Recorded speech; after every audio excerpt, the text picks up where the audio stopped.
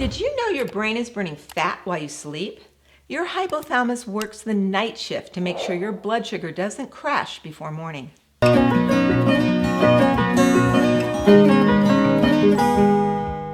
I'm Deborah Maragopoulos, and I've spent decades studying how your hypothalamus keeps your metabolism steady, even while you're asleep.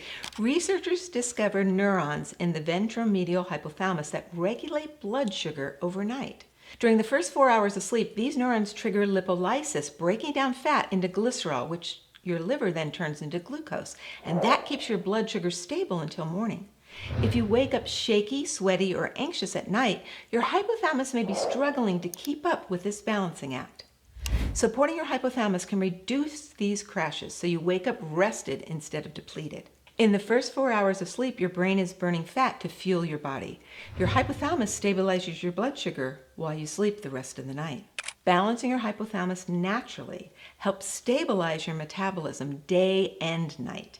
That's why I created Genesis Gold, to give your hypothalamus what it needs to function optimally and keep your blood sugar balanced.